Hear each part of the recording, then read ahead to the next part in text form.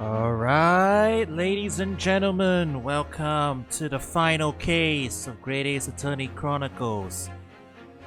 It's been a long and twisty road, but I'm finally ready to get some answers. Are you? Let's go then.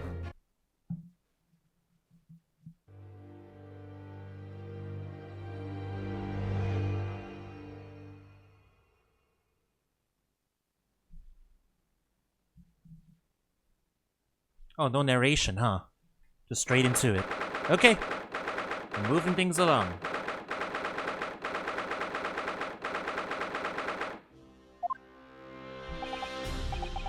So, the time's finally come. Today, we unravel everything. I'll be counting on your support more than ever today, Miss Susato. Miss Susato. Ah! Oh no! What's the matter, Miss Naruhodo? Nothing. I was just saying that I'll be relying on your support today, but... I'm so sorry! Of course, I know I can be rather incompetent at times, but... I shan't let you down! Would you mind helping me to my feet, then? Oh dear, I'm really very sorry.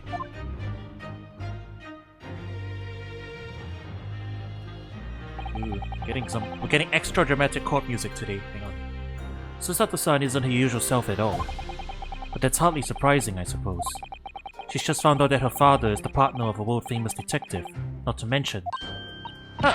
good morning, sir. Lord Van Zeeks.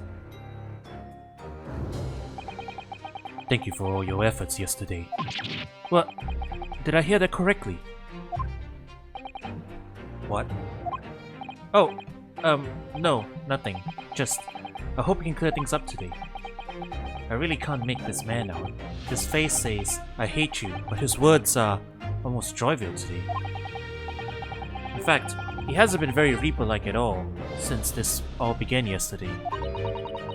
Lord Van Six isn't a Reaper, Mr. Naruhodo. Good point. The Reaper. I suppose in hindsight, I shouldn't have allowed that misconception to go unchallenged. Huh?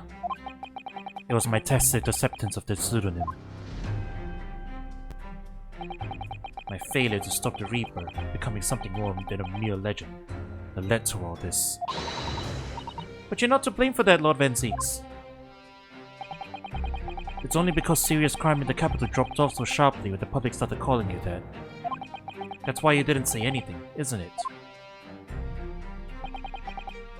To be frank, I'm not sure that was the sole reason. What do you mean? There was a rumor at the time that the Reaper was really the ghost of my late brother. That having been slain by that evil killer, Clint's restless spirit returned as some sort of demigod, to wield a deadly blade of justice where I, by dint of the law, could not. Yes, we've heard that story too. When I lost him, I felt as though I'd lost my guiding light. I didn't know where to go or what to do. And so, in some small way, I wonder if perhaps those rumors made me feel his absence a little less keenly.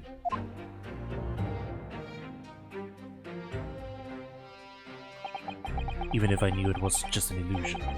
Just some nonsense conjured up by an over-imaginative public. He was obviously extremely important to you. Lord Clint Van Zeeks. Well, what's important now is uncovering the truth. That's all that matters. I know that you didn't take anyone's life. And I intend to prove that beyond a shadow of a doubt in court today. I never thought I'd say this, but I can see it in your eyes. That burning desire to cut through all the lies and deception. I can't deny it any longer. You are a lawyer of absolute integrity. Thank you. Now tell me, why do I detect the scent of expensive tea leaves in the air? Oh, Iris, When did you get here? Oh. I brought you one of my special blends. Hurley loves it. He says it helps him to clear his head. I thank you. Oh, hehe. That's surely the first and last time I'll ever see a sight like this. You seem different today, Iris. Oh? Sort of subdued, I suppose. I am not! What happened yesterday is obviously still playing on her mind a lot. She's clearly very troubled about having stolen that autopsy report from Dr. Syve's laboratory. Alright then. Good luck to you both. I have to make a move now. Oh, you're not staying. I thought you'd want to watch today's proceedings. Well, I'd like to cheer you on, obviously. But I've got lots to get ready. Get ready? For what? Oh, yes. Would you take this? Isn't that one of the little felt dolls that's usually dangling from your knapsack? Yes, it's a lucky charm. A little Hurley that I made once. Hurley? Looks more like a Hairley to me. Well... Is Holmes a bunny? Chat. Debate amongst yourselves. What animal would Holmes be? Surely not a bunny, right? There's only one correct answer. Chat, there's only one correct answer to what animal he would be.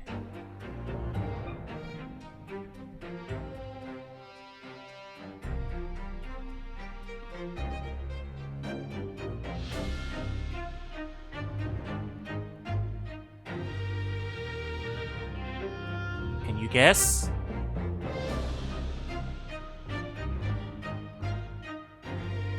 Come on, chat, don't leave me hanging.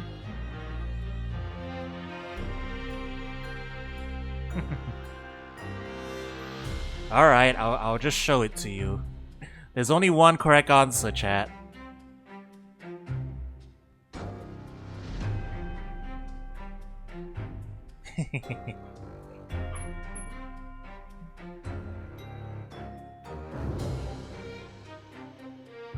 So that's not right.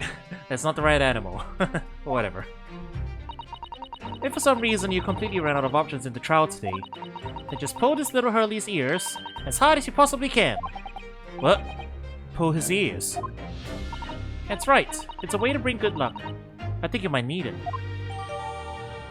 But told to tuck his ears and run out of options in the trial today. No touching my ears though.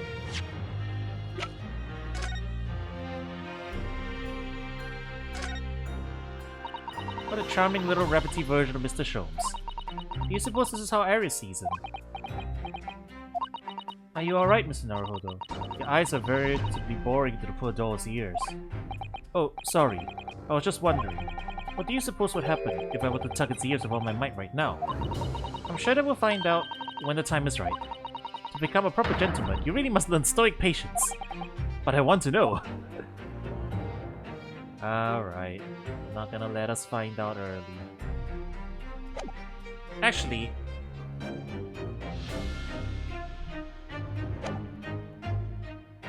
No, never mind. I was thinking of something else. I just sneaked a peek inside the courtroom. And it seemed very different to normal. Yes, it would seem that a certain someone has decided to pull out all the stops. What does that mean? What about Mr. Sholmes, Iris? I don't know. He was out all night and he hasn't come back home by the time I left this morning. Oh, I see. Was Professor Mikotoba out all night too, do you think, Mr. Sato? Yes, it would seem so. I telegrammed the hotel this morning. And apparently, they didn't come back to their rooms last night at all. They? Father and Judge Jigoku, I mean. Judge Jigoku, too. That's right. Nobody appears to have seen either of them since yesterday.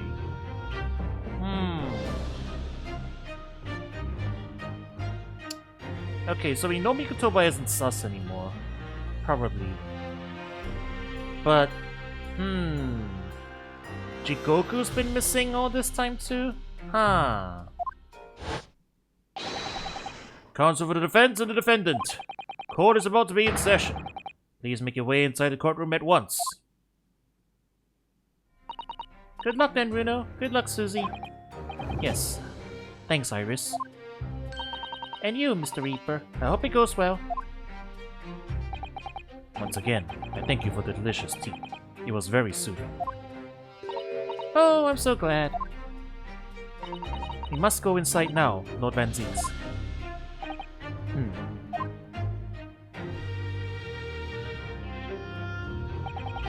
Lord Van Zieks has always been the formidable prosecutor I've had to lock horns with in court. But not today. Today I battle with another in pursuit of the truth. My best friend, Kazuma Asogi, who I trust more than anyone else in the world. Now I understand what it was that drew me here to Britain all those months ago. Now I know exactly what destiny had in store for me.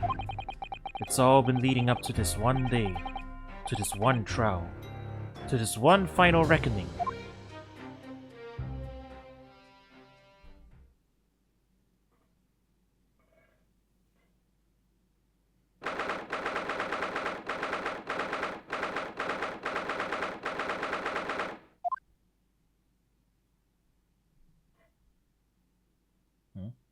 Where is the judge? It feels even more oppressive here than it did yesterday. There are cold stares piercing me like knives from all sides today. Ah! Mr. Naruhodo, look! What? Lord Strongheart!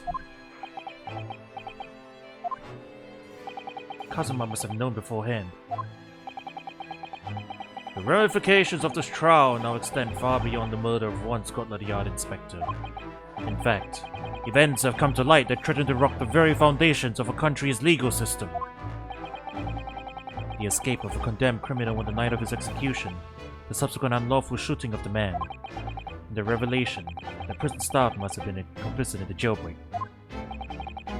Wait, I need to lock in for Strongheart's voice if he's going to be a fixture of this. Britain is currently hosting influential members of the judiciary from countries all around the world. It is imperative that we uncover the truth in these proceedings to avoid international embarrassment.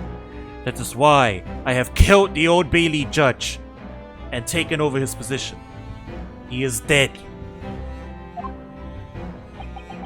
By a royal decree, this will continue to be a closed trial. And one over which I, Male Strongheart, exercise total and unequivocal authority.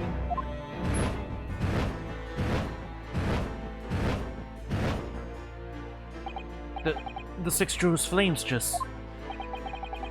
As was the case in yesterday's proceedings, those here present at the public gallery are distinguished members of our judiciary, assembled to bear witness to a fair judicial process.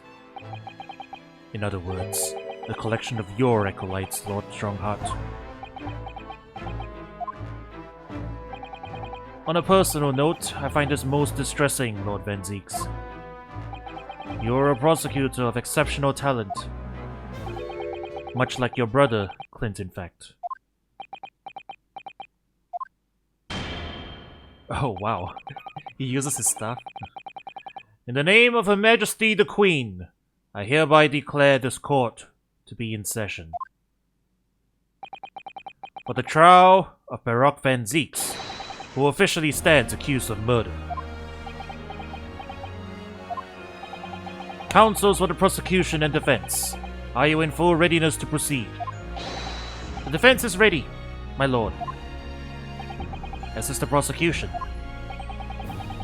Yesterday's proceedings brought to light a shocking and disturbing fact. There was a side to the victim, Inspector Tobias Gregson, that was unknown to his superiors at Scotland Yard.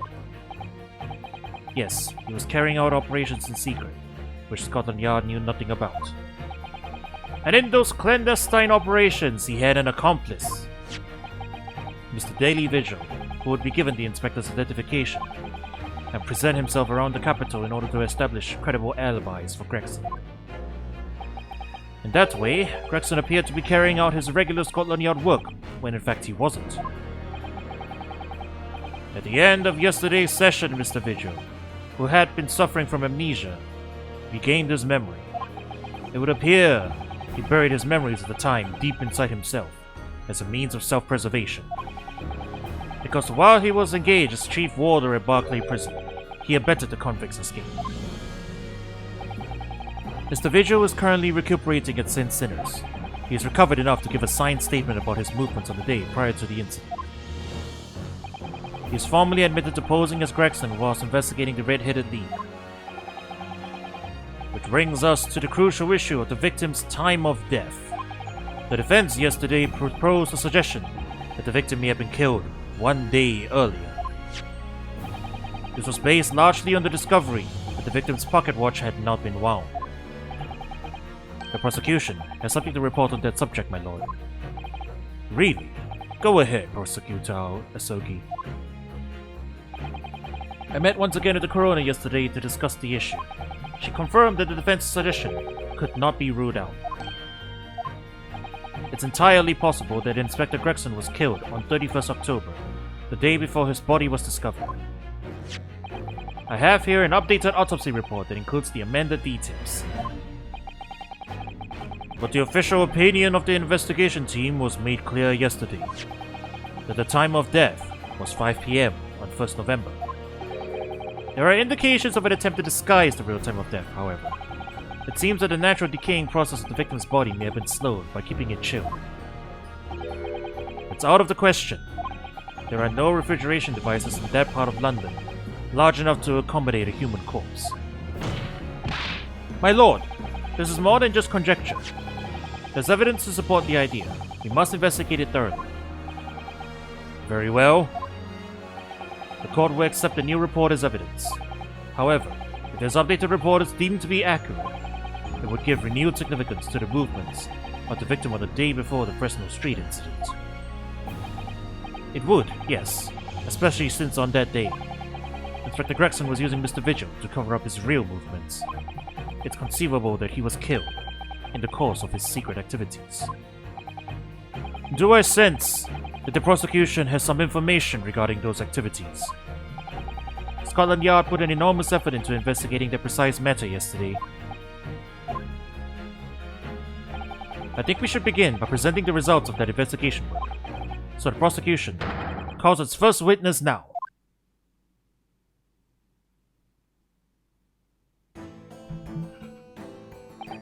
State your name and occupation for the court. Inspector General Lestrade reporting. Representative of Scotland Yard. A self-conferred rank, but never mind. Gina, again. What's your problem, Otto? What's with that Gina, again? Look, eh? The boss meant the world to me. He done more for me than anyone else ever did. Oh, Inspector Gregson, you mean? He got me out of the back slums of the East End and took me under his wing. Taught me that life can have a purpose. So that's why I'm the best person to be standing here speaking for him. Oh, Gina. Right. All out of the goodness of Gregson's heart. Not at all that he had his arm twisted by Mr. Sholmes. What's relevant to these proceedings is that the outcome of Scotland Yard's investigation yesterday has revealed that the victim was carrying out some assignment the police knew nothing about. Very troubling. That face. Lord Strongheart knew. So, Inspector Lestrade, let's hear exactly what it says in that report. Coming right up, sir.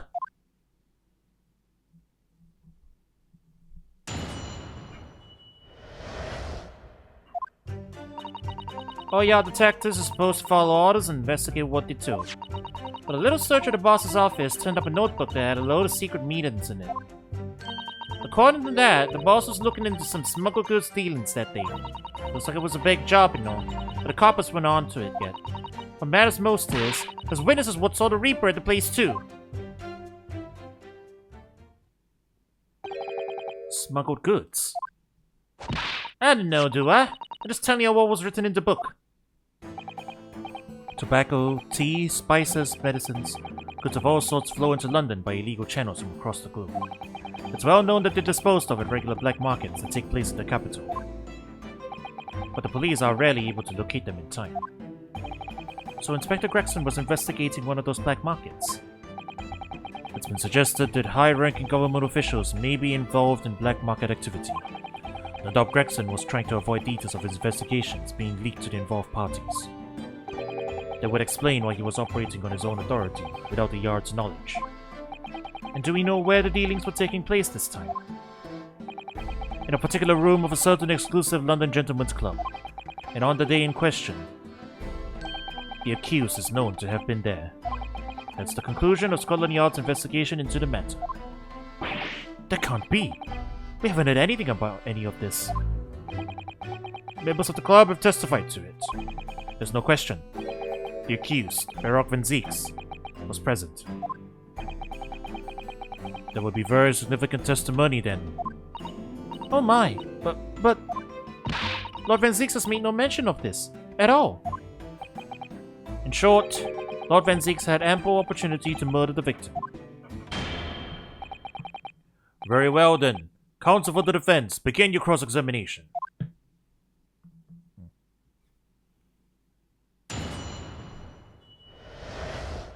Interesting. Well, does Strongheart have the authority to preside over the trial as a judge? I mean, I guess he is Attorney General, but... Isn't there a slight conflict of interest? I mean, technically, the old judge is also a part of the judiciary. Yeah, I guess it's unavoidable. This is more of a special counsel appointee kind of role, you know? There's real-life examples of that, I guess. Yeah, I guess the AG would be responsible. Yeah. Hold it! So, you follow orders too, do you? You follow orders, do you, Gina? Nah, not me. I'm above all that, see? Oh. The boss always had special orders for me. Grab us some fish and chips, or go and get Toby's grub. That kind of thing. So, errands more than orders, then. This detective is still an apprentice, after all. Yeah, well, his apprentice ain't want to sit around and wait to be told what to do, even by the boss. That's why I've been doing my own investigation to what happened. I didn't find much at first. A little search of the boss's office turned up a notebook. Hold it! So you went through Inspector Gregson's things? Yep, as part of the independent Lestrade investigation. I'm sure your superiors would be delighted that you're taking the initiative. So I snuck into his office when no one else was about. Because if anyone at the yard had seen me going in there, they'd have turfed me straight out on the street. This is sounding less and less like an investigation, and more like something else. The prosecution understands that it was this very detective who discovered the notebook. You got that right. Nothing get past Inspector Lestrade and trusty assistant Chief Inspector Toby. They found it in one of his desk drawers that had a false button. What? That's impressive. So then I went to hide myself and no one could find me, so I could have a butcher's of what was written in it. Because if anyone at the yard found me out, they'd have turfed me straight out on the street. I'll give it in now, though, ain't I? And if it weren't for me, would never been found.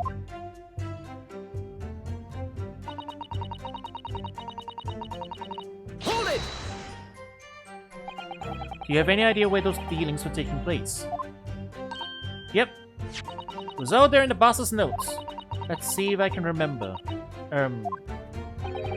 As I already said, the illegal dealings were due to take place at a gentleman's club. Yes, I remember, but I was hoping to find out the name of the club. That won't be necessary. What? It's conceivable that the club might be used again by smugglers in future. Therefore, the prosecution has been asked not to review the name in these proceedings.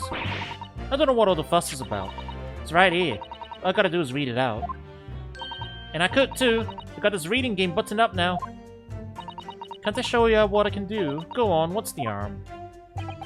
The judge hasn't signaled his objection yet. I could try to find out. What should I do?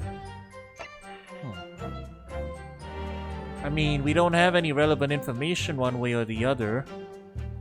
But I guess we could wait on it. Hello, hello.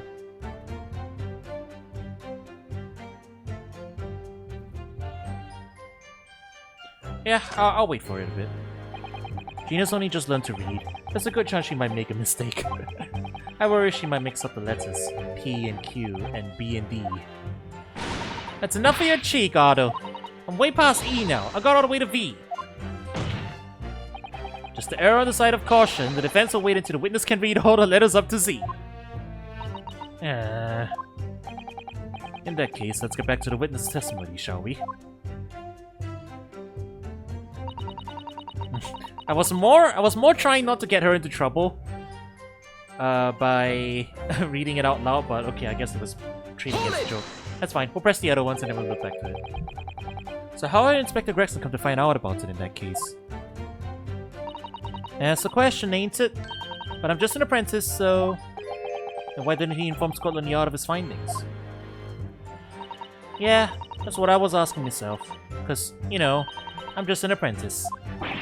When it suits you, yes. Anyway, the point is, something went on in that club, no question. You can't say that for certain, though, surely.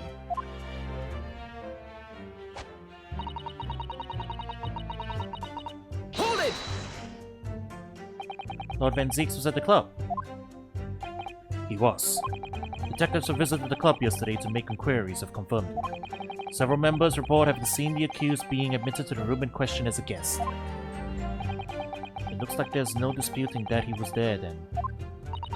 Well, we know that Lord Van Zeeks was investigating Inspector Gregson, don't we? Perhaps he'd already discovered the Inspector's secret notebook. Which led him to the club, you mean? Maybe. Presumably then, there are also eyewitnesses who can testify that Gregson was there. None have been identified at this time, no. So the all-important victim wasn't seen at this mysterious club. Oi! Why ain't you asking Inspector Lestrade here, eh? So that's all I've got to work with. Gina's not holding back at that ice cold stare of hers, is she? I really don't know what to make of all this. Lord Van Zeeks told us that he was investigating Inspector Gregson, but he never once mentioned that he met the Inspector the day before the incident. You don't think Lord Van Zeeks could have been lying to us, do you? It's not the only way to explain this. Oh! If everything Lord Van Zeeks has told us is true, then there must be a mistake in this testimony somewhere. You mean, there are details we've yet to uncover? Exactly. A clue, perhaps, that even Gina hasn't noticed. That's what we should be looking for here.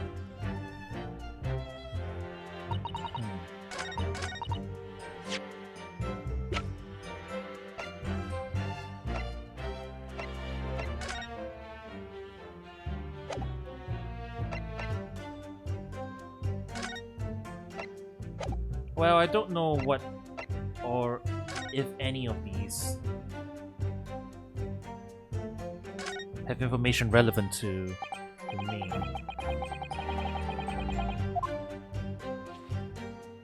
Let's look inside again. Nah, okay, there's nothing in there. Oh well, I guess I'll just press and find out.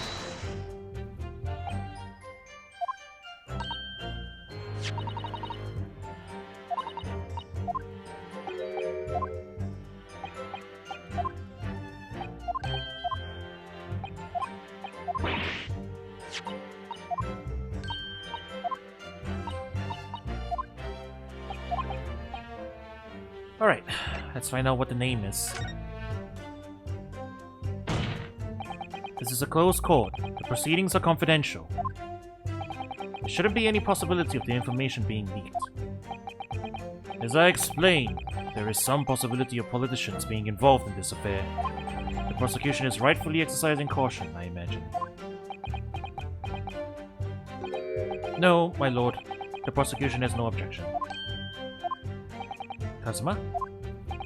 There's no question that Inspector Gregson was looking into these black market dealings. However, it's not yet been established that he was on that particular trail on that day in question. If the defense requires to know the club's name, The prosecution has no intention of being obstructive.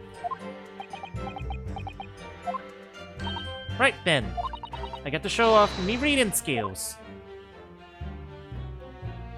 Apparently the smuggled goods deal is gonna happen in a gentleman's club called the Grouse. Nope, that doesn't tell me anything. Hold it! The Grouse? What sort of a club is that?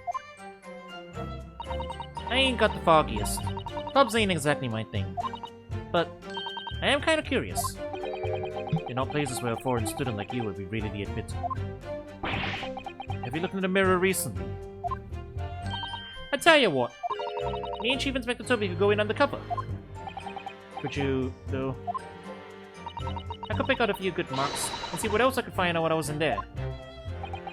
I really don't think you should go picking out anything.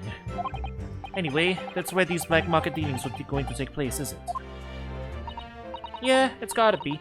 That's what the lower-ranking detectives of the yard reckon. Says the even lower-ranking detective.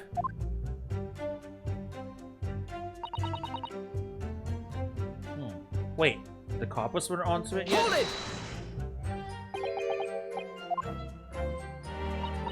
Oh wait, they're talking about it after.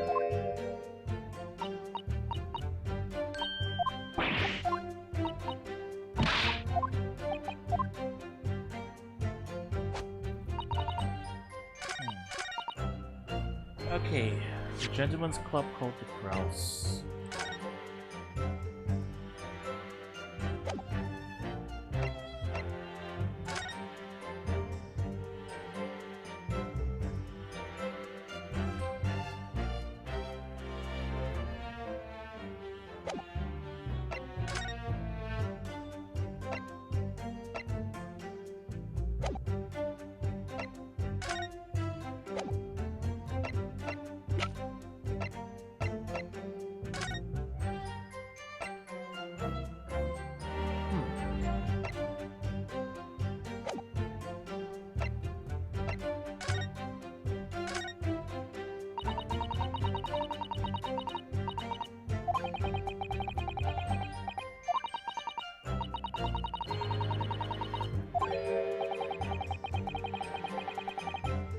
Same red-headed leak advertisement.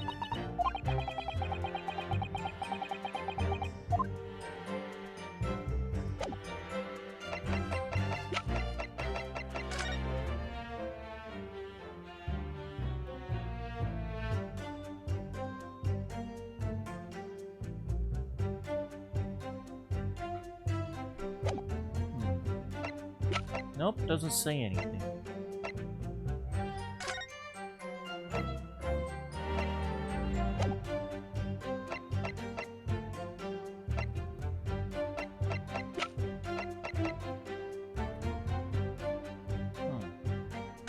Why do we still have this, though? Hang on.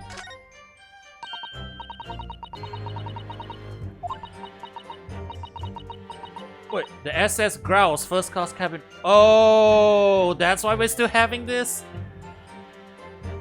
I was just scrolling through, like, well, the texts have been read out on this thing yet. Yokohama departure, 11 September. London arrival, 1st November. Ah, that's the boat that Professor Mikotoba and Judge Jikoku came on from Japan, isn't it? Yes, I think he called at Dunkirk on the north coast of France for a night before finally arriving in Dover. But wait, if it arrived in Dover on the 1st of November, you mean he was on the boat?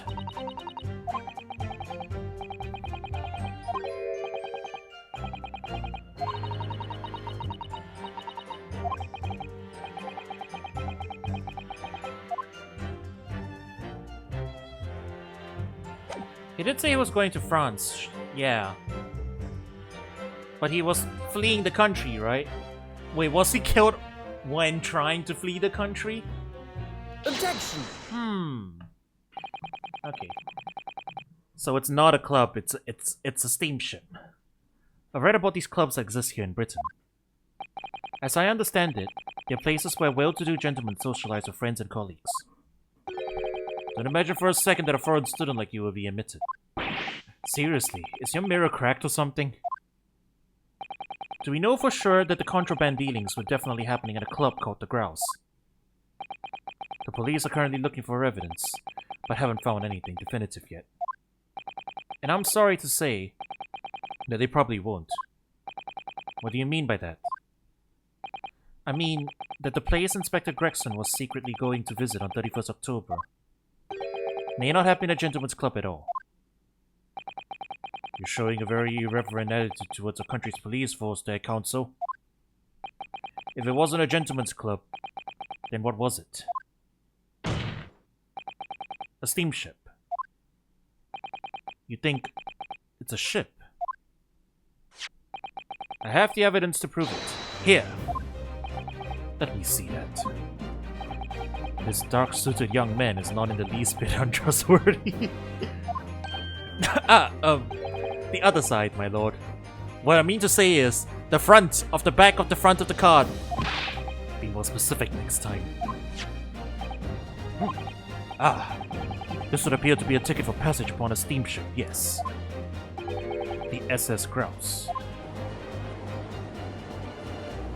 Objection! So there's a steamship named the Grouse that happens to share a name with the club. But I'm afraid to say, there's a flaw in your logic there. How? Look at the ticket. Notice the date of arrival in port. The ship arrived at the port of Dover on 1st November. The day on which the sound like a gunshot was heard on Fresno Street. In other words, on the day in question here, 31st October, when the victim was on his clandestine mission. That ship hadn't yet docked on British shores. It was certainly making an undercover investigation, somewhat challenging. Objection! The fact that the steamship hadn't yet reached Britain substantiates the defense's assertion that the victim was investigating the SS Grouse on the day in question. Then show you evidence for that assertion. Very well.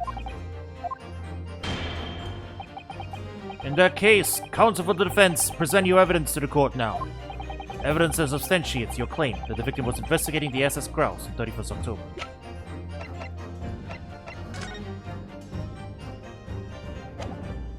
It was in the port of Dunkirk. Take that! What's this? The passport for travel issued to the victim. This is the craziest judge ever. He seems to have his head screwed on. Somewhat. At least for now. Can't rule out the later timing, but for now he seems to be running a tight enough ship, you know. Dated 31st October. What are you suggesting? I'm suggesting that just one day before the inspector's body was discovered. There's a distinct possibility he wasn't even in the country.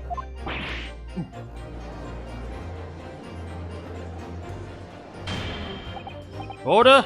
Order! This document is for passage to France. It does appear to have been officially authorized.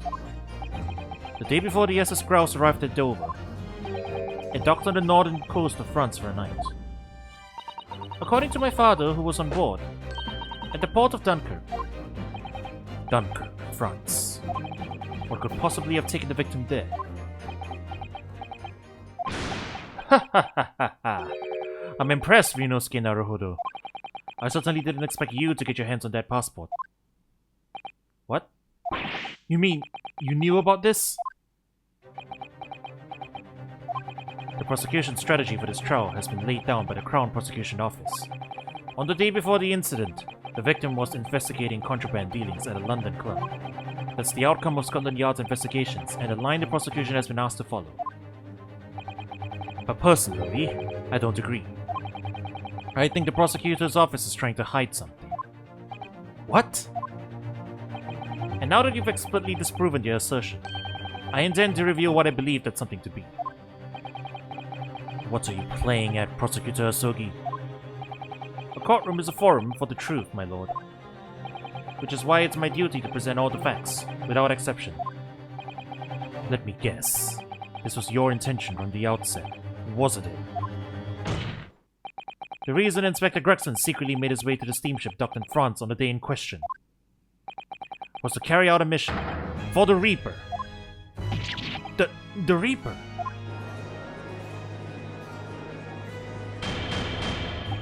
Order! Order! What on earth are you saying, Counsel? The prosecution made an assertion in court yesterday. Inspector Gregson was investigating the identity of the Reaper.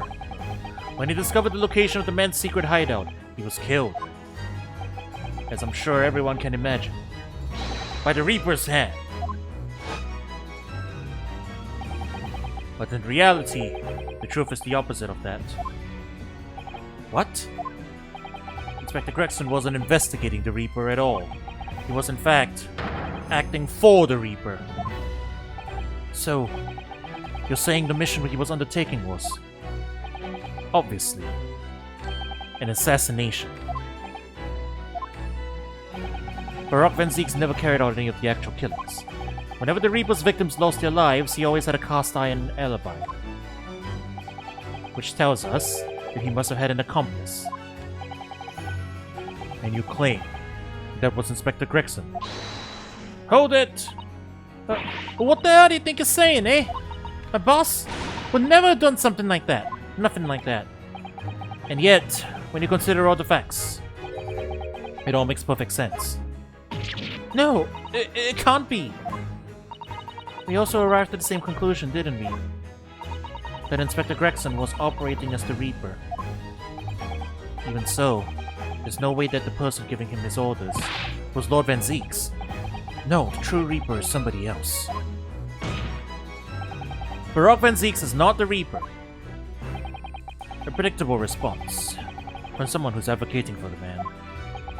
And even if it's true that Gregson was operating as an agent of the Reaper, the suggestion that he went aboard the SS Grouse on an assassination mission doesn't follow at all. Oh, you have some solid reason for adopting the assertion, do you, Counsel? Absolutely. It's very simple. On the day in question, nobody was killed aboard the steamship. Professor Mikotobo and Judge Jigoku were on that very ship. If someone had been assassinated, I'm certain we would have heard about it. What's so funny? You're right, of course. No suspicious deaths were reported on board the ship. But I think, perhaps you've missed the point. That's precisely why Inspector Gregson himself lost his life. What? Gregson did board the SS Grouse that night with the intention of dispatching his mark. But his mission ended in failure. Failure?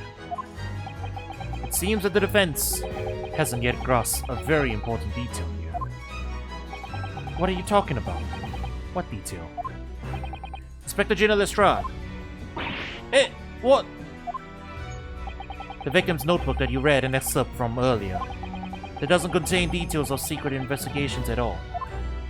It describes 10 years of assassination plots to be carried out by the Reaper of the Bailey. You're lying! Even if all them bludgers what got taken out had it coming. The boss weren't the Reaper. Poor Gina. There's no question that Tobias Gregson was heavily involved in the Reaper's activities. He may just be an apprentice, but if you spent any time in Scotland Yard, you must have heard rumors. I ain't heard nothing, and I don't believe a word of it. And testify again, as a representative of Scotland Yard. Consider it your chance to defend your boss. I don't... I concur. The witness will give a new formal testimony. Miss Lestrade, you will tell the court everything you know about Inspector Gregson's secret notebook.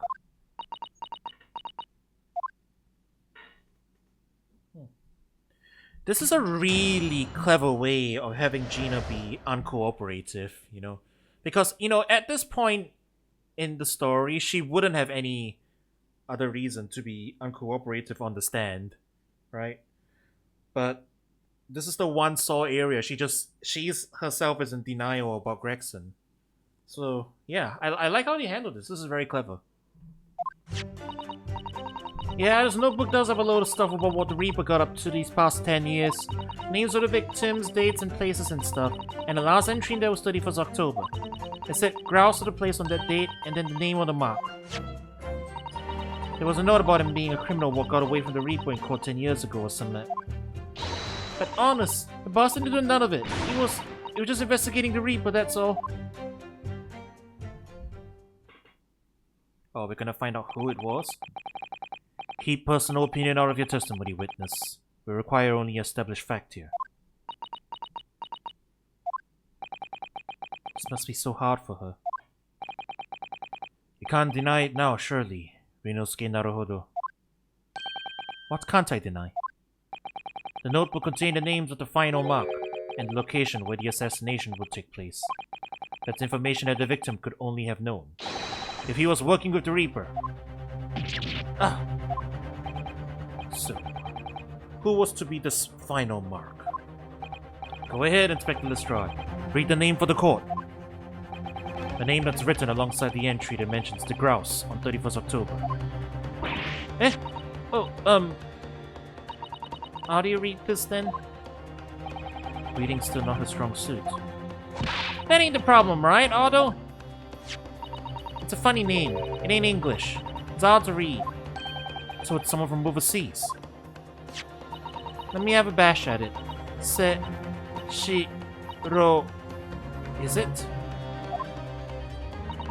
Yeah, Seshiro. Jik-go-ok? You? Maybe? What? It can't be. Seishiro Jigoku? But that's... Judge Jigoku! Seishiro Jigoku. Certainly not an English name, you're right. Objection! But that can't be right. I know Judge Jigoku, and I saw him the day before yesterday, here in London. So I know for a fact that the man hasn't been assassinated. Which means... he's the killer? I mean, Is that why he went missing? Huh.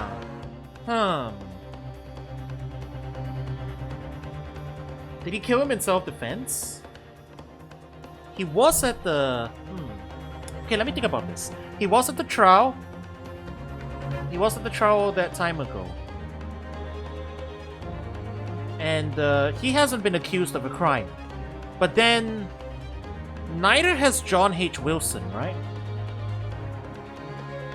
Now, Wilson was the coroner. He covered it up.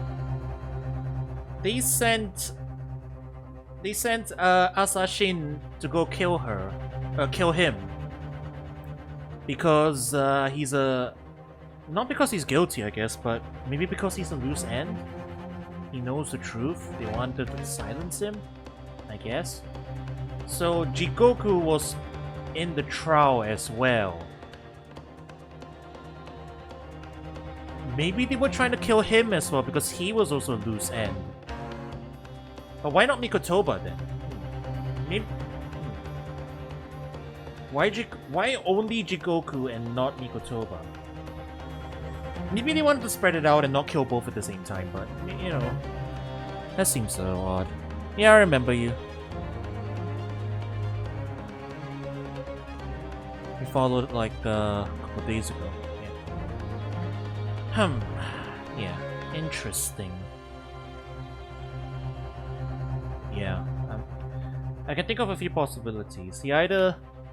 but okay, I think he definitely is the killer. This is the only thing that makes sense. Judge Jigoku is a killer. But is it a case of self-defense? Or was it not self-defense and something entirely different? Actually, let's follow the train of thought. If it wasn't self-defense, if Jigoku set out to kill Gregson, why?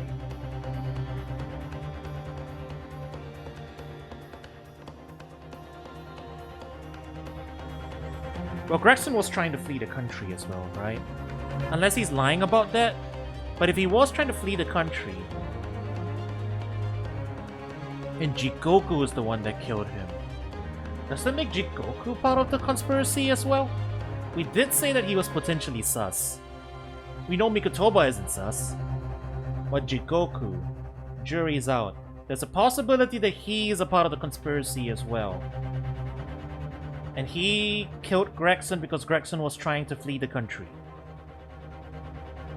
Okay, yeah, I think that would make sense as well. So it's either one of these two possibilities. Either Jigoku was a loose end and Gregson was trying to kill him, from orders from up above, and he killed him in self-defense, or Jigoku's a part of the conspiracy. Gregson was trying to flee the country, and he killed him. I think those are the two possibilities that make the most sense. So, yeah, interesting. As I said, the Reaper failed. Oh. Gregson missed his chance to kill his mark and return to British shores. But the Reaper wouldn't tolerate the mistake, so he killed the inspector. Personally. The Reaper, of course, being the accused. Baroque Van Zieks. It's an undeniably logical argument. Kazuma, you planned for the trial to go this way all along, didn't you? Hold it!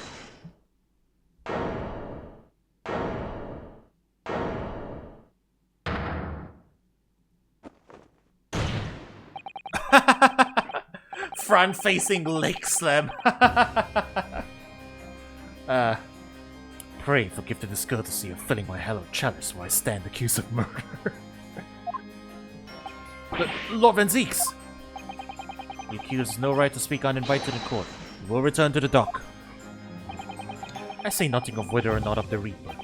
That's the task of this court to decide. But there is one thing I can say unequivocally. That girl is no detective. What? Nah, that's right, I ain't. I'm an inspector. Repeating rumors heard around the yard. Reading entries on the notebook of unconfirmed origin. It's not testimony. It's practically the script. No doubt the rest of this trial will go exactly as you clearly planned. Your hatred of me is understandable. In your mind, I'm sure I am the Reaper, who sent your father to the gallows all those years ago. But you're in danger of becoming a far more sinister Reaper yourself, by attempting to have me condemned with this feeble excuse for testimony. What did you say? Mr. Naruhodo, this is our chance. My lord, the defense requests that the defendant be allowed to speak. He may be privy to important information relating to the testimony just given by the witness. Oh wow, it's no less intimidating when he does it. Very well. I'll make an exception and grant the request.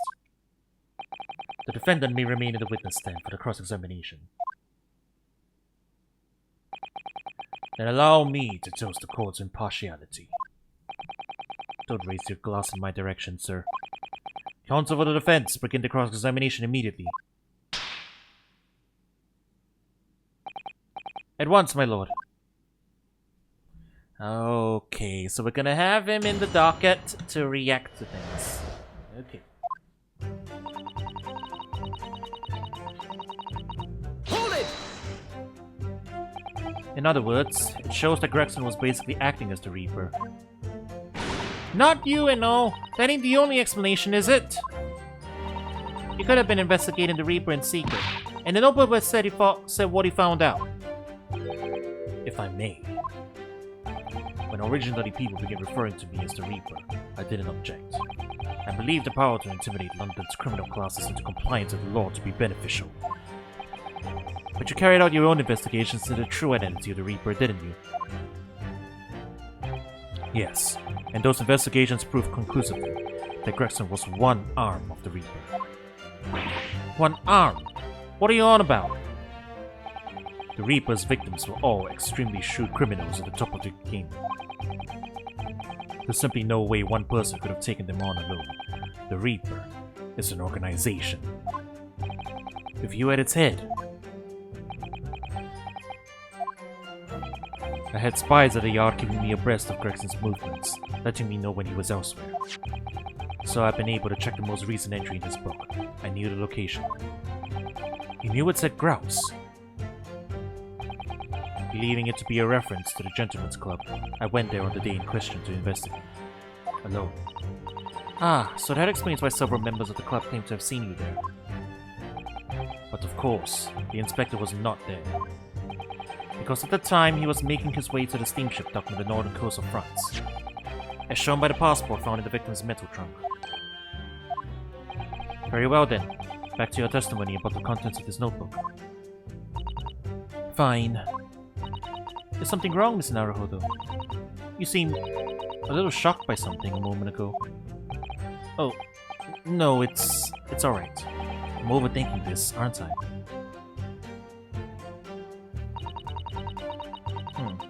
Was there something suspicious about that?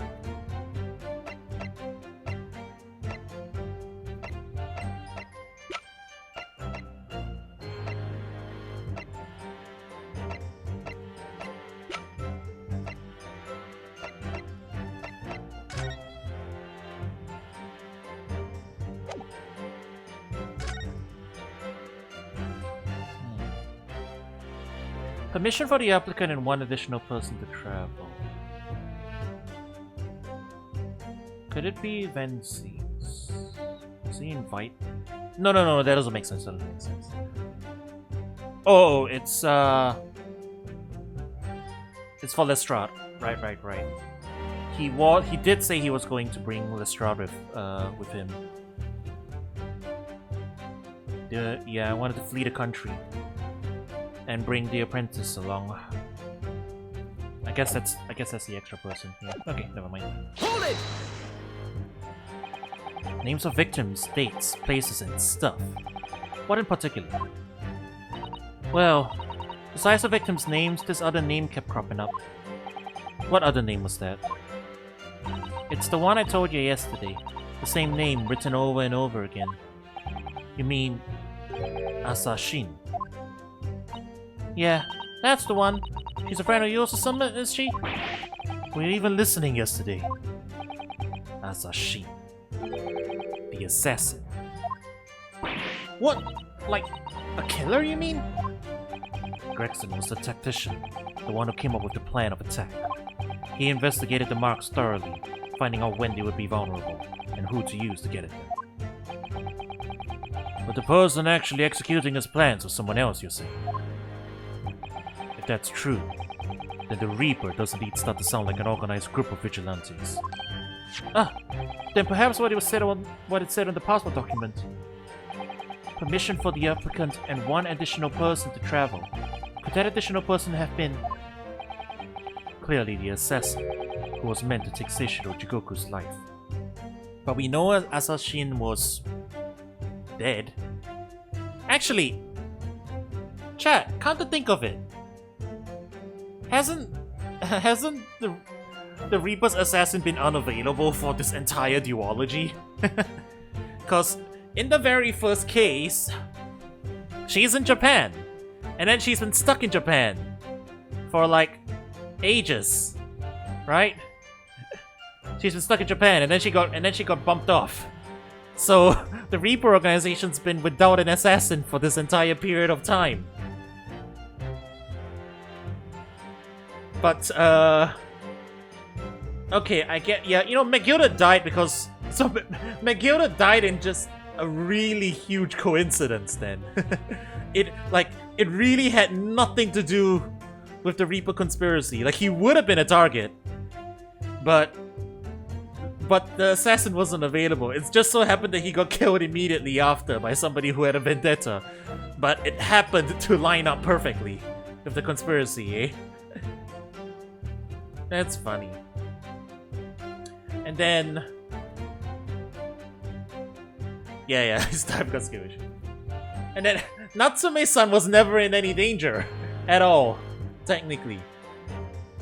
In fact, him moving back to Japan put him in danger. If they cared, I guess, if he wanted to send her after him.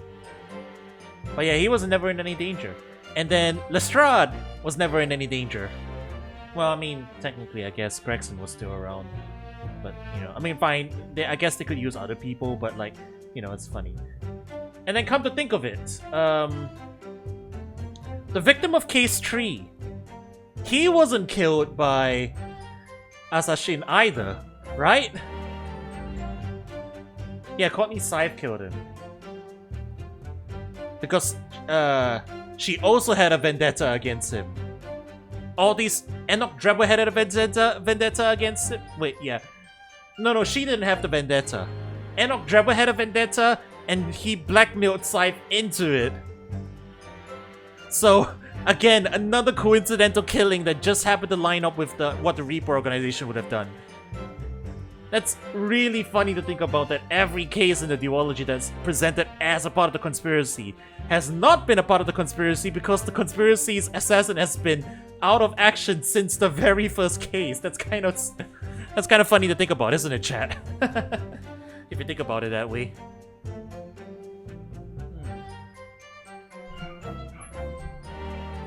Yeah. Uh-oh. Gina, can you confirm that? Against the final entry listed Grouse and Shishiro Jigoku, what name was written? Oh, well, that's the only entry that didn't have a name next to it, as it happens. What? It just had like a question mark or something there, I think. We don't have a... What? We don't have our assassin, what do? Was Gregson gonna do it himself? Did he have no choice? In other words, Gregson himself didn't know the identity of the assassin in that case. But Gregson was the one making the plans, was he not? Oh, how infuriating. A nameless assassin.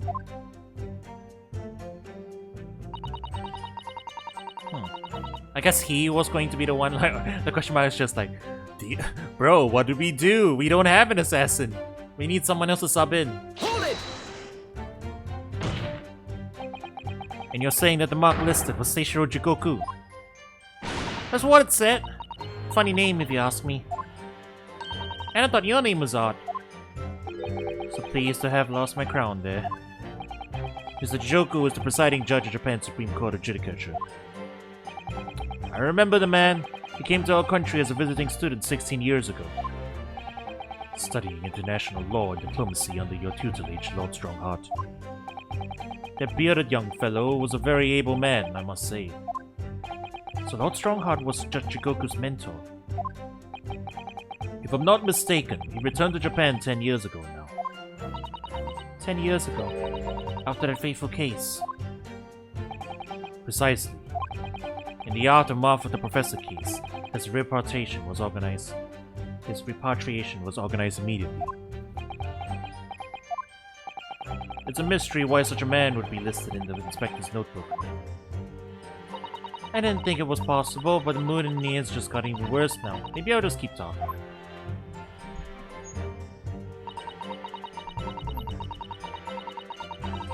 Hold it! What do you mean a criminal? Judge Jigoku is no criminal. That we know of. But don't ask me, I don't know nothing about it. Oh, do you remember what Father told us? That Judge Jigoku did once appear in court here in Britain. It was related to the Professor case, I'm sure. Yes, of course. You're right. Death for a contempt court ruling? Seishiro was trying to mitigate Genshin's guilt, so he took to the stand to testify. But he got a little carried away and, actually managed to break the witness stand. He also said some contemptuous words about the British Empire, for which he was charged. I don't know if death for contempt of court makes sense. It was a pitiful situation, yes. I forgot to know about it, but I prosecuted the trial too, as it happens. You did? It was considered to be an adjunct to the professor's proceedings, you see. But he was acquitted after being told to make reparation for the damage caused to the stand. And there you have it. Have what? Surely the accused hasn't forgotten his own rule. That there's no saving anyone who faces the Reaper in court, guilty or innocent alike. What? No! Are you suggesting that the reason Judge Jigoku was targeted for assassination?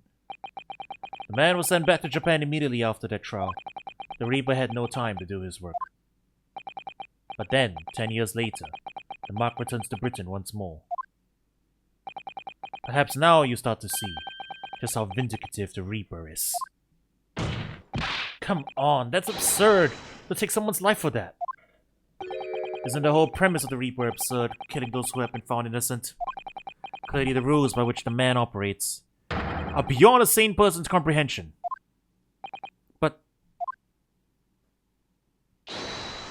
Objection! Right, I've had just about enough of this. Gina? All this nonsense about the boss planning to kill people. It's cobblers. Come on, Otto. Yes? Why ain't you saying nothing? Why ain't you yelling out objection or something? What? You gotta find a flaw. You do usually. Someone's lying here, no question. You gotta work out who it is. Please. For the boss.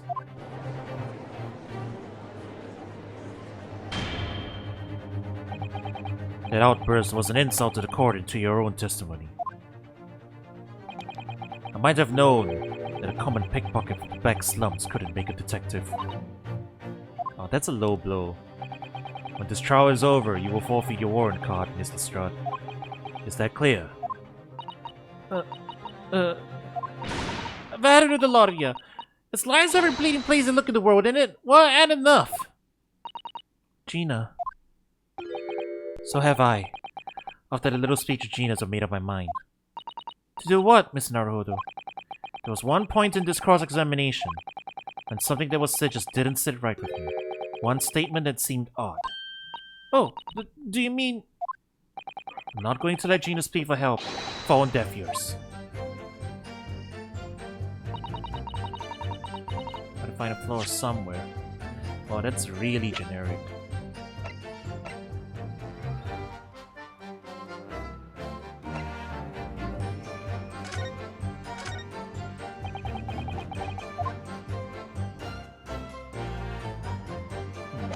Benoist gnomes. Are we out of options? Is it this? Well, no. I've already...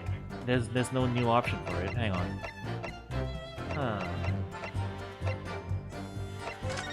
Hang on. Let me open this again and check.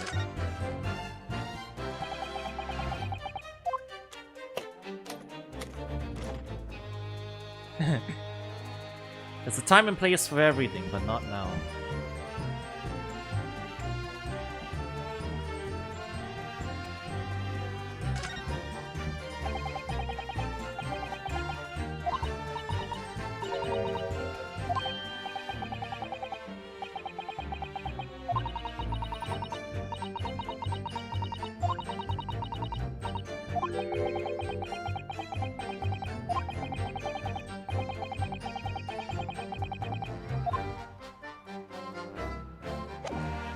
There is that chunk of metal stuck in there.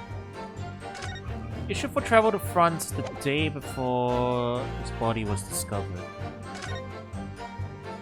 Date of departure.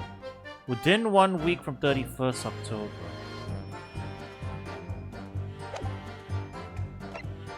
Passport number ACD0522.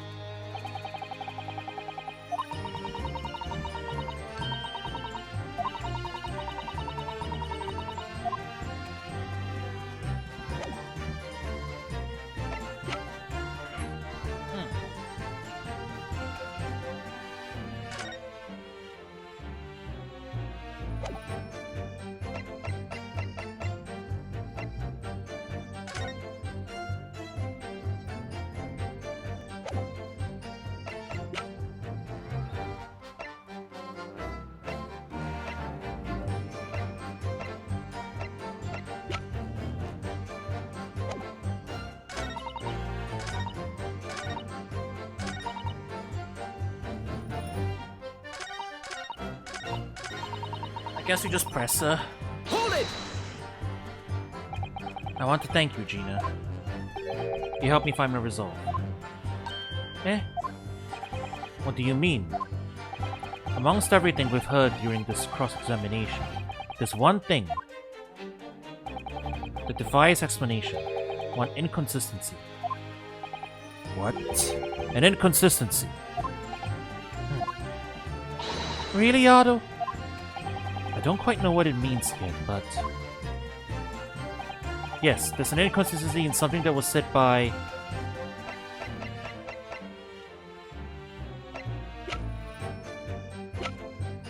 Oh boy. Oh boy. Hang on.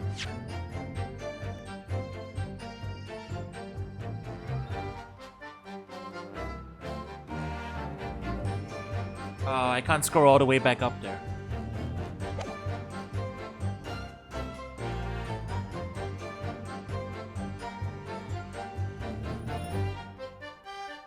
I think it was Van Zeek's, because, yeah, Ryunosuke did say something weird, so I think Van Zeek's is the one. Take that! It wasn't. Or was it? Of course, by you, Lord Van Zeek's. Me? What? Your face is turned ashen. How could he know? Is that what you're thinking? If my face has turned ashen, it's because I'm thinking. How could he? I don't know where you're going with this, but maybe the evidence you're obviously about to show the court will clarify. Oh wow, this is a chain of events. Alright.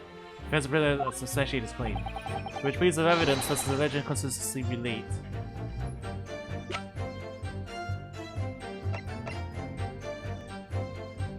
Alright, so Van Zeek said he didn't know.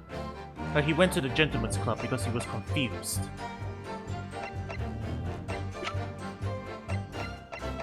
But we know that's not... But we think he's lying about that. Because he read the... He's read the notebook. He read the notebook and assumed it was a gentleman's club. But that's not it.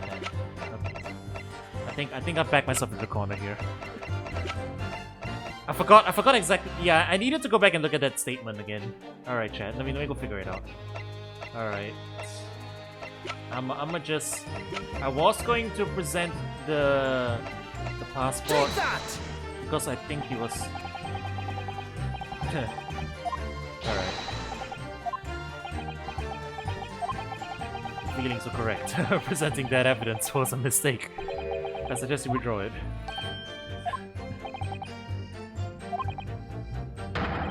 Let's kill this or not. Oh. Okay. It was that simple, huh? Okay.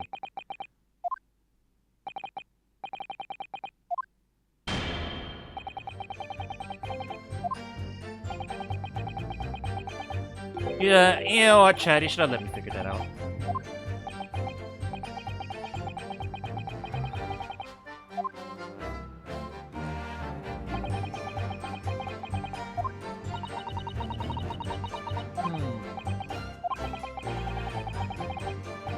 But yeah, let me go look at that statement again that Ryunosuke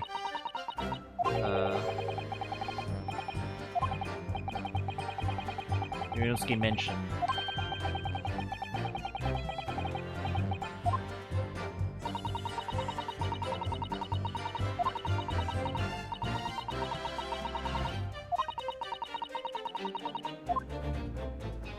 Alright.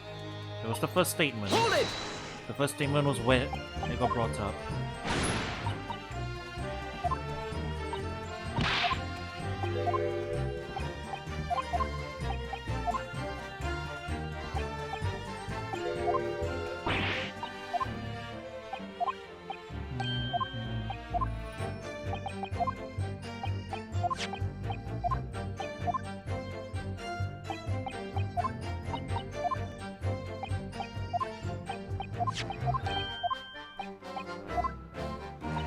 Okay, no, it wasn't. Okay, no, there it is. Yeah, that's a suspicious thing. Okay.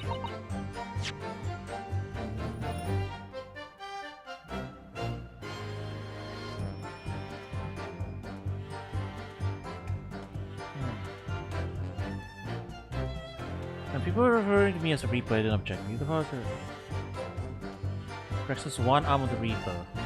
The Reaper's victims are always simply shooting with you at his head. Okay, no. I had spies of the art keeping me abreast of Chronicles' movements, letting me know when he was elsewhere, so I've been able to check the most recent entries book and knew the location. I knew it said Grouse. Believing it to be a reference to Jennifer's club, I went there on the day in question to investigate alone. Explains why several members of the club claim to have seen you there, but of course the inspector was not there. Because at the time he was making his way to the steamship dock on the northern coast of France, as shown by the passport found in the victim's metal trunk.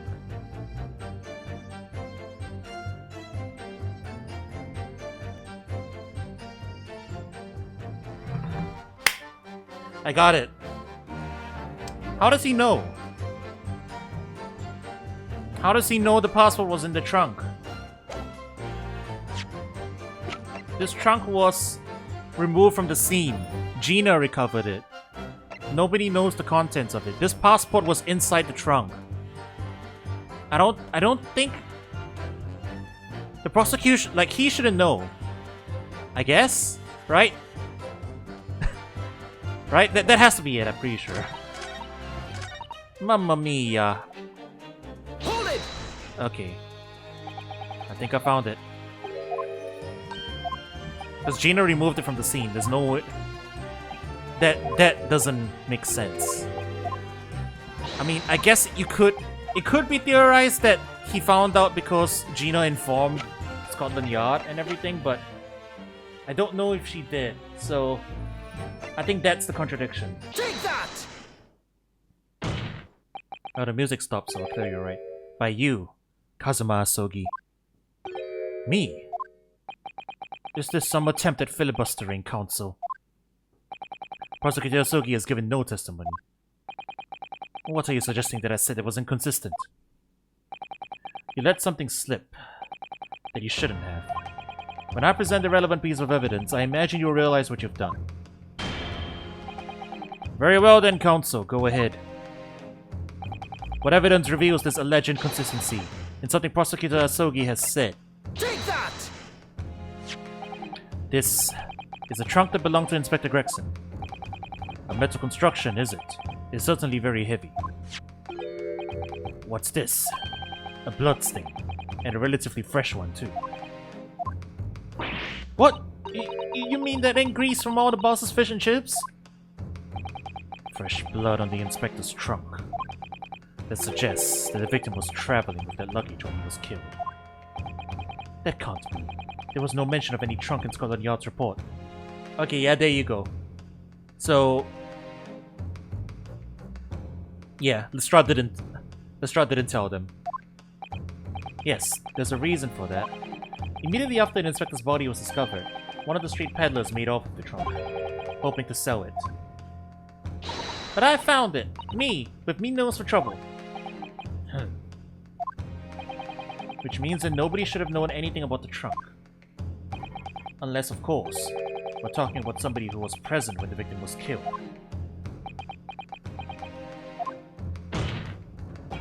And yet, during the cross-examination of the witness just now, you said this, Kazuma. Because at the time he was making his way to the steamship dock on the northern coast of France, as shown by the passport found in this victim's metal trunk. So the question is, how did you know about the inspector's trunk? We know the man went on a trip to France. Where else could he have put his passport? Objection! But you knew it was a metal trunk. Answer me honestly, Kazuma. On 31st October. Where exactly were you? Wait, what the heck? Where's this going? Huh? What, now we're saying he's the killer? Huh? There is this suspicious chip of metal here, like a sword went through here. I just assumed that, you know, Judge Jikoku was maybe carrying one as well. And that would have made sense. Are you telling me that... wait, Kazuma was on the scene? Dude, I'm completely lost now. My theories are going out the window. I have no idea where this is going. What the hell? At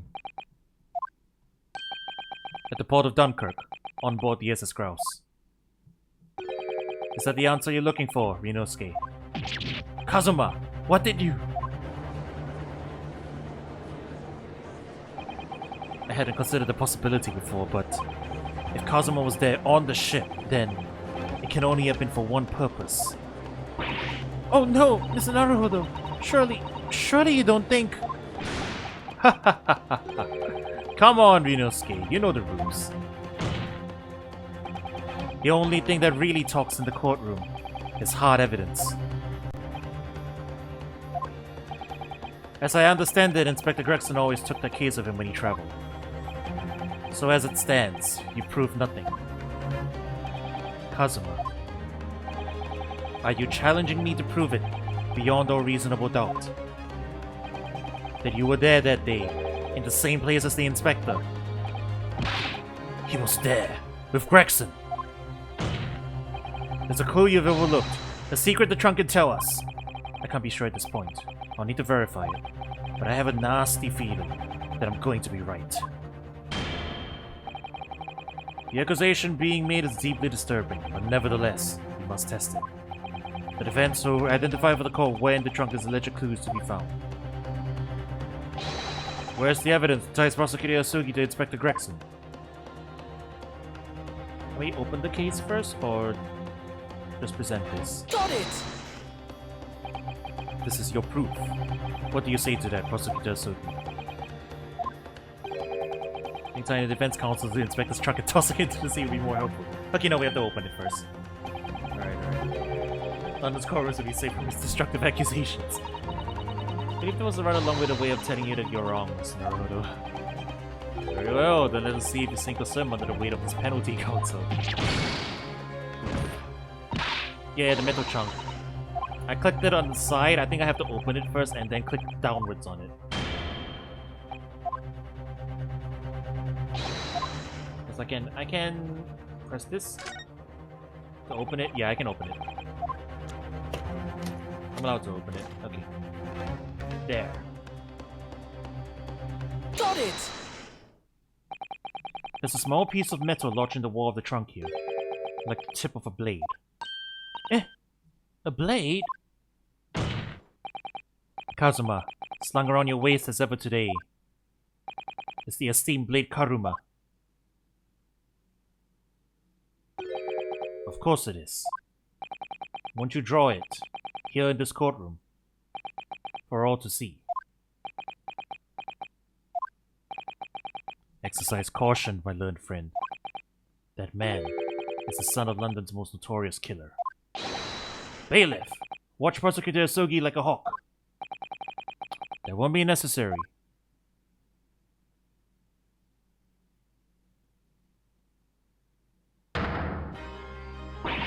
Oh no! The tip is broken. If the fragment of metal from the trunk fits together with the end of the sword, the question of who was there with Inspector Gregson will be answered.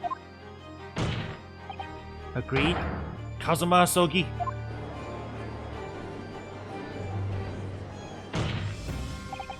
Expertly done, Ryunosuke. That's a point to you, and well deserved. Do you mean to tell the court, Prosecutor Asogi?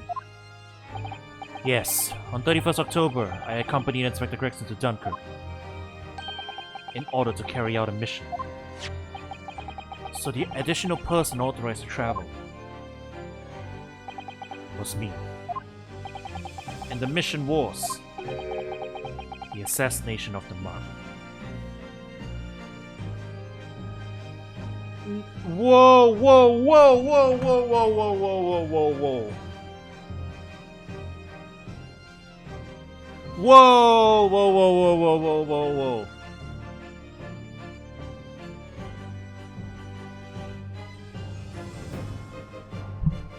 John H. Wilson, Assassin. Seishiro, sorry, not Jikoku. What was the other name? John H. Wilson. Oh yeah, Gregson.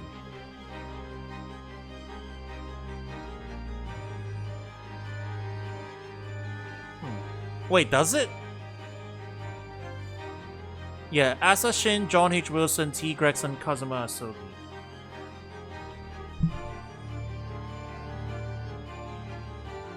Wait, no, that doesn't make any sense.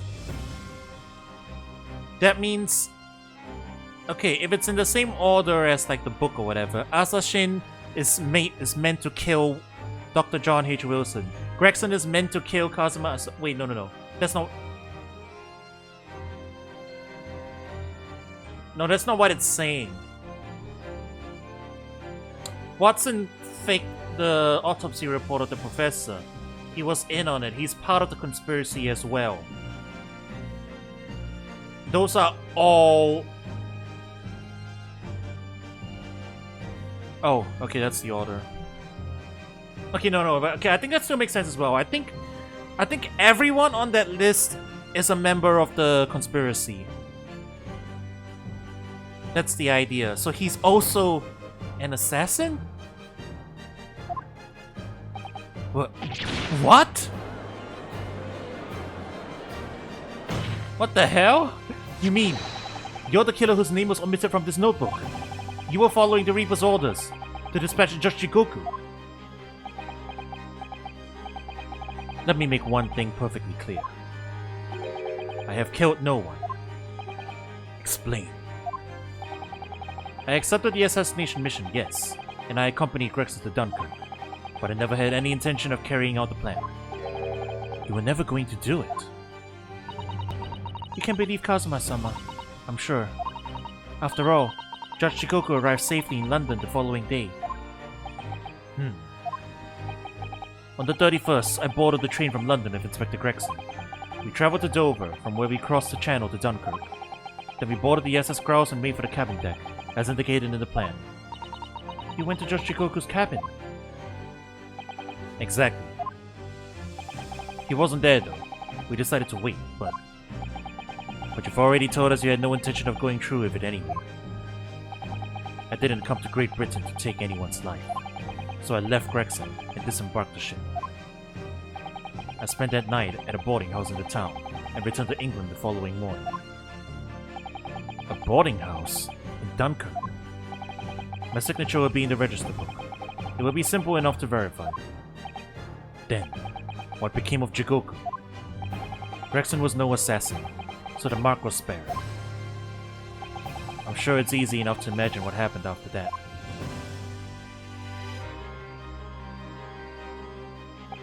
Gregson returned to England as well, having failed to complete the mission. He met the Reaper in that room on Fresno Street to report the failure, causing the infuriated mastermind to pull the trigger and end his wretched agent's life.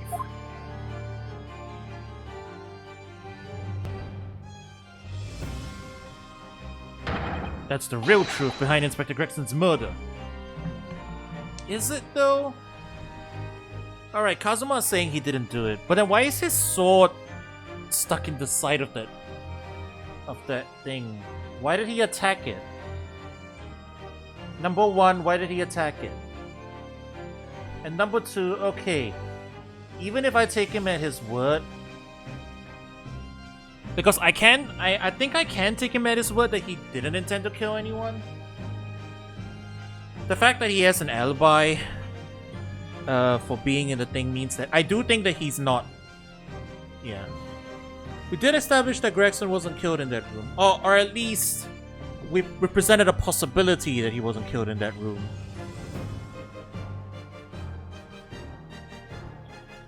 So he has to be killed on the ship. I guess. Yeah, I don't know. Objection! Don't know where this is going. But if you did nothing as you claim, how did the tip of your sword come to be lodged in the inspector's trunk? I don't need to answer that. The victim was killed by a gunshot. A small fragment of a Japanese blade isn't relevant to the case. And accordingly, I choose to exercise my right to silence on that matter. Be that as it may, the court will sequester the sword as evidence. As you wish, my lord. Great Sword Karuma. Great Sword Kazuma. You must take immediate action now. Before that, though... Is that why he never gave it back to us? Alright. Well... Now I'm a little motivated. Karuma, the great blade, is such a thing of beauty, I want to gaze on it for hours.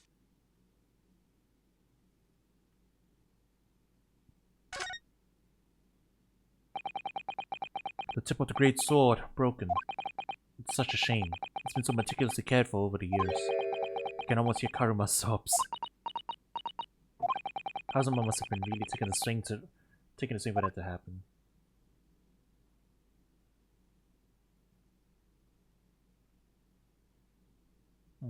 Nothing else of note? What about inside the scabbard? Can we tip the scabbard over? Nothing else to investigate. To verify whether Seishiro Jigoku remains unharmed. What? Remains unharmed? I agree. That should be our first priority. It's recently come to my attention that he hasn't been seen since yesterday. How did you... When a foreign dignitary invited to Great Britain goes missing for 24 hours.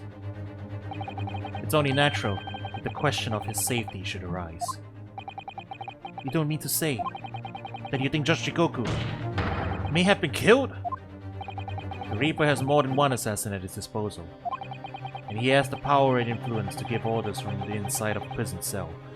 Why is he talking... Okay, but also, what... Did you not just admit to being part of the Reaper conspiracy as an assassin? Why are you talking like you're outside of the conspiracy investigating? Isn't that right, Lord Van Zeeks? If I were truly the Reaper, I'd be able to tell you. He is blinded by revenge, yes. But like, the implication is that, okay, the Reaper has more than one assassin. It's me, I'm the other assassin. You should go check if Judge Jigoku is alive because I may have killed him! Like, huh? You know? That seems a little bit weird. Or whatever. We will take an emergency recess for 30 minutes. Now, guests of the symposium have been told to maintain regular contact with the organizer's office. If the man can't be located within half an hour, we will have to assume the worst. Oh no! Not Judge Jigoku! No one would want to kill a harmless Japanese man who only just arrived in the country. Except, that is, for the Reaper, wanting to finish off a mark that slipped through the net 10 years ago. I would have to agree. Mr. Naruhodo, for the defense's sake. My lord! I sincerely hope we are successful. If we're unable to confirm Mr. Jigoku's healthy existence in the next 30 minutes, you will face grave difficulties. Court is adjourned for 30 minutes.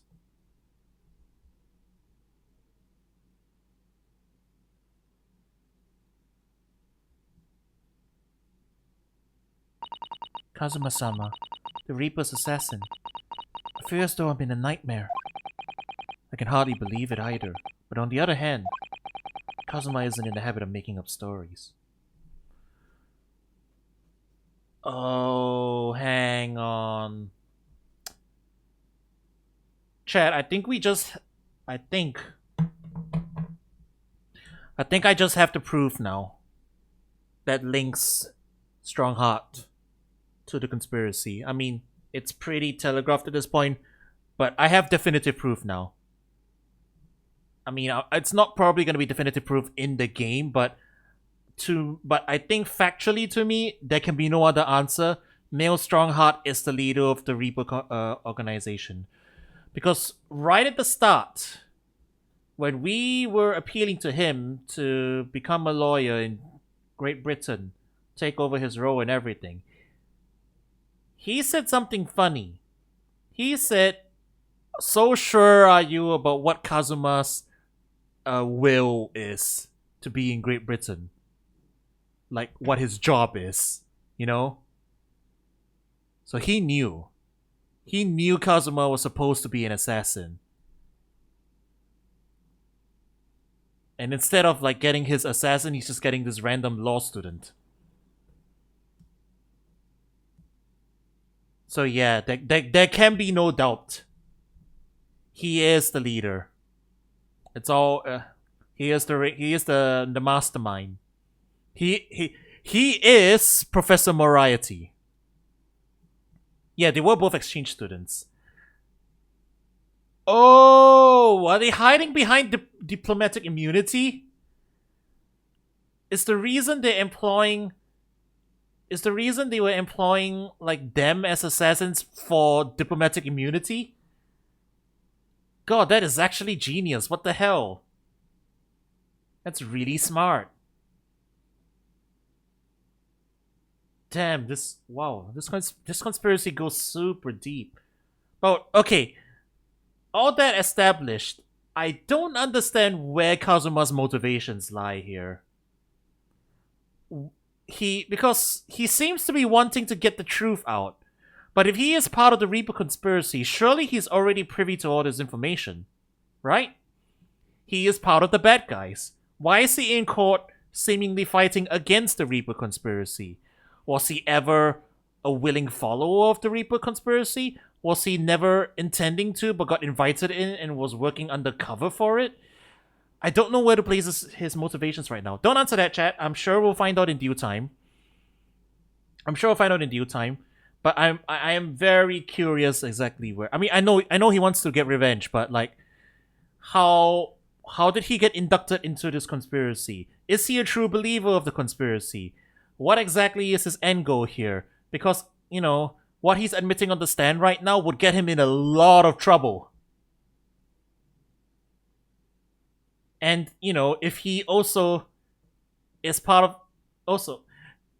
Yeah, here's the big contradiction. If he is a part of the Reaper conspiracy and he knows that his boss is Male Strongheart, he knows that Baroque Van Zieks is not the Reaper. So is he actually throwing a false accusation?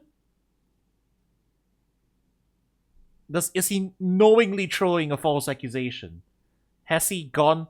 Because, you know, we were led to believe all this time that he's, like, decently honorable and he's, you know, like, he's just acting like, second trilogy Itchworth, where he's just not really evil or like, anything. He's, like, just working for the truth and everything, you know? Like, he seemed like he was on our side. Now I don't know. His actions in court are saying that he's on our side. But his admitted role in the conspiracy is entirely the other thing completely. So, yeah, I am very confused. I don't know where this story is going. Which is good, by the way, which is good. I am very much enjoying myself, but I genuinely don't know where this is going. This is so confusing. I have such a terrible sense of foreboding. If something awful has happened to Judge Jigoku, then I feel as though things will only spiral further and further out of control. I felt it from the moment I stepped into the courthouse this morning. That strange sensation that we were careening in toward the foregone conclusion. Well, in the worst case, we might only have 30 minutes left. Unfortunately, though, I don't think there's anything we can do but wait now. We're out of options. Actually, there may be one last hand we can play. Or rather, one last ear. Of course! The little Mr. Sholmes doll that Iris gave us. If for some reason you completely run out of options in the trial today, just put his little Hurley's ears as hard as you possibly can. What did I think of the Benui? It's cute. Perhaps now is the time. What should I do? Pull Hurley's ears or not? Do not pull my ears. I may have ears that look like that, but do not pull them. Here goes then. I'm going to do it. Good luck, Mr. Naruhodo. No looking back. Heave! Ow! That scream sounded like Mr. Sholmes. Mr. Sholmes? Where are you? Did you turn into this bunny? Here, my dear fellow, here! It's the felt doll talking! Pull the ears again, Mr. Naruhodo, as hard as you can! Alright then. I'll put all my strength into it. Heave! Ow! Please, my dear fellows, you don't need to pull my ear off. Oh, it's a phone? Mr. Sholmes, where are you? Myself and my trusty partner are presently in the first-class cabin area of the SS Grouse. The SS Grouse? She left Dover last night after the final pieces of cargo were loaded. We are currently docked at Dunkirk, but due to be on the way again in half an hour. We've taken a ship to France. Please, even with my athletic prowess, I would struggle to jump the Straits of Dover. After we left Baker Street last night, we hurried by cab to the station and by train to the port, in order to board this vessel in time. So, you mean you've already worked it out? That the steamship was where everything really took place? Miss Naruhodo. Pray, what is my name? Sherlock Sholmes. World-famous great detective. Recited to perfection. Well done.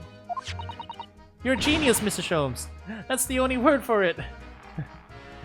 Also, you've somehow invented wireless cellular phone data in the age of telegrams. Truly amazing. Ow, ow, ow, ow, ow. Miss Susato, gently with this genius's ear, please. Oh my, I'm ever so sorry. If I may, Sholmes. Ah, there you are, Mikotoba. You remember that it was in fact I who made the connection to the SS Grouse. At Scotland Yard yesterday, when we examined a notebook and I recalled my steamship ticket. But of course it was, my dear fellow. Oh, that's when he figured it out. And not once did I controvert that fact. I merely had our court-bound companions utter my name. Yes, you did, didn't you? We've just entered a recess. The trial resumes in 30 minutes from now. And if we're unable to present any new leads then, I'm afraid to say... Do not fret, please. It's for precisely that purpose that my partner and I have made this journey. I have no doubt we shall have welcome news for you within the half hour. Thank you, Mr. Sholmes. That will be wonderful. Until later then. Yes, you'll be hearing from us whether if you're not in touch first. Ow, ow, ow, ow. I shan't be hearing everything. They keep tucking my ear in that mindless fashion. Whatever was the idea behind making receiver operated in that way in the first place, Sholmes? Why the deuce would I know? It's Iris's invention, not mine. Oh, she invented wireless phones. That's truly incredible. Whilst I know how much you enjoy being the hero of the hour, Sholmes, we have but half that now before the grouse puts to sea again. Oh, wait. Are we playing as Mikotoba? Are we playing from his perspective right now? That's cool. If you don't conclude our investigations rapidly, we shall find ourselves in Naples before long. There are times, Mikotoba, when you make a surprising amount of sense. So, let us begin.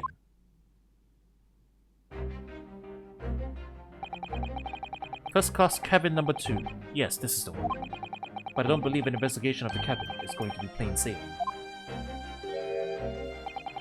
The crewman standing in front of the door is an angry-looking fellow. I am now Watson. Well, you know, if you think about it, Ryunosuke is also Watson, right? Especially in the dance of deductions. Why are you loitering here? Who are you? My dear fellow, do you not recognize a world-famous great detective when you see one? The question really ought to be, who are you? Do you not recognize world-traveling great sailor Chicken Stroganoff when you see? Why do you have... Why does he have Schultz's name tattooed on his... That's... Huh? Great detective. Ah, I don't think so. Beef Stroganoff was one too, yeah. Do you see that, Mikotoba? It would appear that this man is a devoted follower of mine. Goodness me, is that a tattoo? That says Sholmes.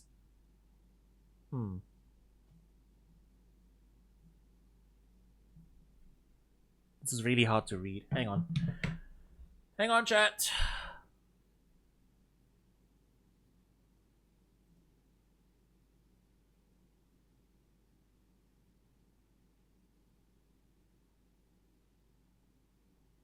Five A 5A31045?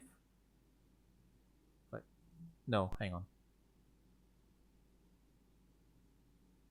But it's 2. 5231045. It's a number.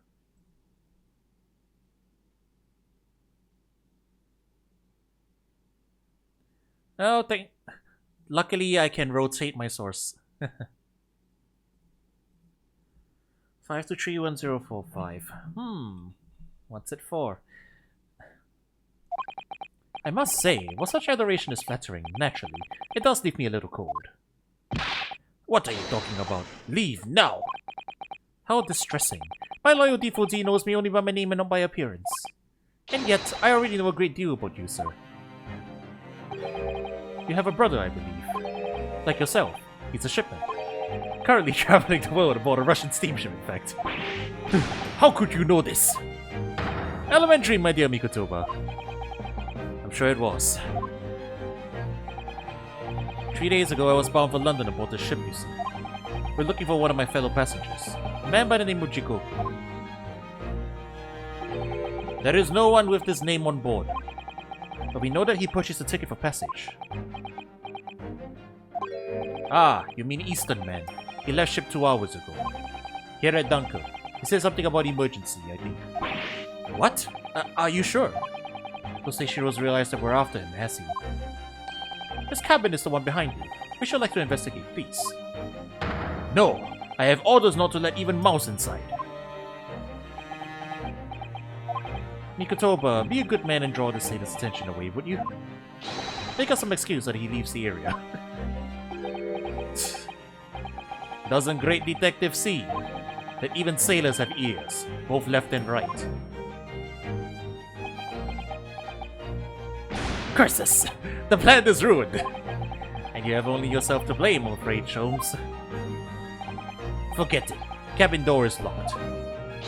Even if I am not here, you cannot get inside. Mikotoba, I'm sure you haven't forgotten my special talent, have you? Opening any lock. Within a mere 5 seconds. So if you'd be so kind as to afford me the requisite time, old friend, in your typically accommodating manner. How could I refuse such a typically unappealing request, old friend? So I need to distract that burly sailor for 5 seconds, do I? Good man. So, the game is afoot. Oh wow, straight into investigation. The cabin's can only be locked from inside. Yeah. Good point.